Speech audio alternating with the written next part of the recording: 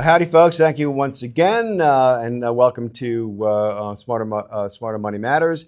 You're here, of course, with me, your wealth doctor, Jeff Camarda, along with Anna Wunderlich, our super CFP. And we're talking about, an uncomfortable but important topic. Wall Street Journal headline was, "My wife and I planned our retirement perfectly, and then she got sick." And Anna, she didn't just get sick, she got really sick, right? Yeah. So tell me what the fact pattern, of the sad story was and what what we can learn from it. Yeah, so this article was written by a editor and writer with the Wall Street Journal. He'd been there for over 30 years, had retired. He and his wife, he thinks he's the financial expert. They've planned and mapped out this retirement, right? And what they wanted to do. And then pretty soon after they pulled the trigger, they retired, she found out that she had Alzheimer's. And so it really changed the trajectory of their retirement. And he talks a lot about, how they plan. They planned for all these trips and travel. And, that's not what retirement really looks like for them. And so what's happened? Obviously, you have financial considerations. His, freedom has been significantly truncated.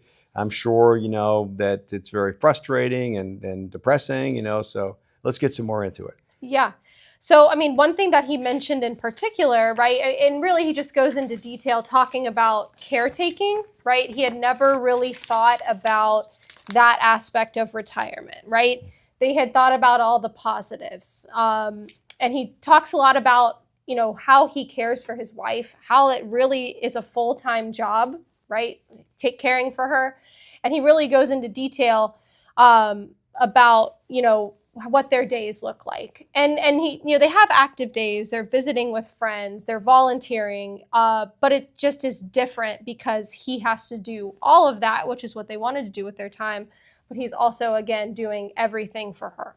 Yeah, in fact, quoting from the article, he says, my partner caring for my wife, Karen, is an honor, a chance to keep the promise I made 50 years ago, which is touching. But he says, that's what my heart tells me. But inside I'm going, my God, am I going to be able to do this? He says, fatigue is far and away my biggest problem. I'm always tired, primarily from helping Karen navigate each day, but also from losing sleep over what lies ahead. And now and how quickly will her symptoms worsen? What's going on? Obviously, he's bearing, a lot of emotional and stress burdens.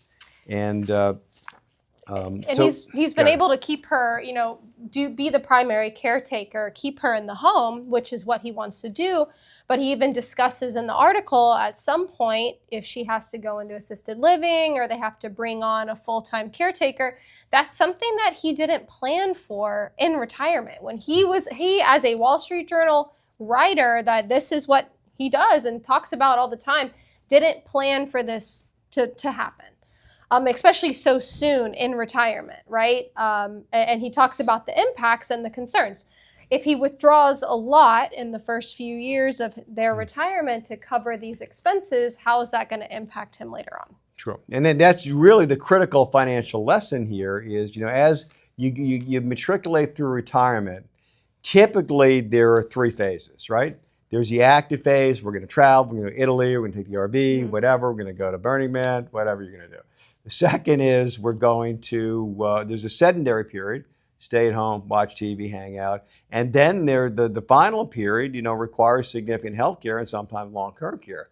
And if you don't model that, and again, when we do complicated retirement plans, we look at those three phases of life and try to assess the risk. Whether you buy long-term care insurance or not, which is really expensive, and I'm not sure it's a good deal. The rules keep changing. Premiums always will go up. They're not fixed. There's a lot of hair on that. But to have some financial, vision of what if this happens and what bucket of money is going to pay for it. And I can tell you, the emotional, damage is significant. We're going through this with my mother-in-law, Arlene, who I think is 92, 93 years old. And we're fortunate that we're able to move her in with us. And we've got some caregivers there at the house, but Kim is obviously her mother. And it's a real roller coaster. You had a great day last night. I hug her. You're such a good girl. She's reading in bed. And today she blew up. I mean, just really blew up. And you saw Kim when she came in for the board meeting. You know, she was distraught. And the financial, you know, burden in this case, because of her Social Security and some other stuff she's eligible for, is fairly modest. But if this poor guy, not having planned the money to pay for it, and being the primary caregiver, you know, and emotional support system for her and her family, is just devastating. So what lessons did you draw from reading the article, Anna? Yeah, some things I drew that I made me think, right? Because sitting in my seat, we're talking about the future. You know, we're almost encouraging save as much as you can. But an article like this makes you think, you know, there's a balance, right? You want to save for the future and be set up, but you also want to enjoy the here and now as much as you can. Again, he mentioned in particular, they had a good few travel years, I think like 3 or 4 years where they were able to travel, but they had planned, okay, let's, you know, cut back in these our earning years so then when we retire, we can take all these bucket list trips, and they just weren't able to do it. And so, you know, again, now he's got a bucket of a different yes, sort. yeah, exactly. So I think maybe, you know, he would have done things a little bit differently. And this is probably why he took the time to write the article, you know, would have done more of those experiences when they were in good health and maybe worked a little bit longer to, you know, balance it out. Sad story, but a very common, you know, story. And, you know, we see it all the time in our work as, you know, our clients age and help to counsel them and their children to get them through it.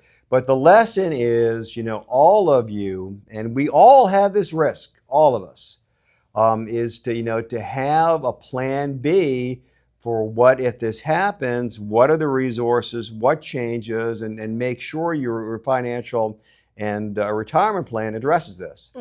You know, and as we talked about in the last episode, most retirement plans really don't. They're just kind of, you know, most people don't have retirement. They think they do. They've got a slick sales presentation somebody from the bank or brokerage gave them in many cases, but it really doesn't map out all these potential scenarios down the road, you know, with a robust cash flow analysis that kind of looks at where we're going to be each year, what if this happens, what if that happens, how much money is there, you know, and so forth. It's really complicated to do it properly.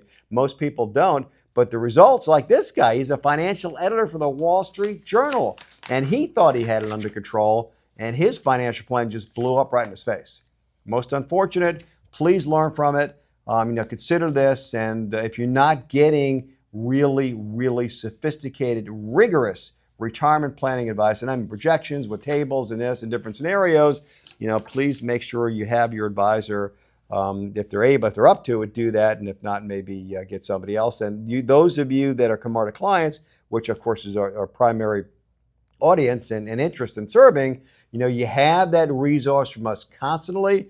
A whole quarter of the year, our planning calendar is devoted to retirement planning Q2. So please make sure that you avail yourself of our fine professionals like Anna and Lou and the others, you know, to get that mapped out, you know, so you know where you're going. And on that bittersweet note, thank you so much for watching. Until next time, this is Dr. Jeff Camarda with our Super CFP, Anna Wonderland. Thanks so much for watching. Bye-bye.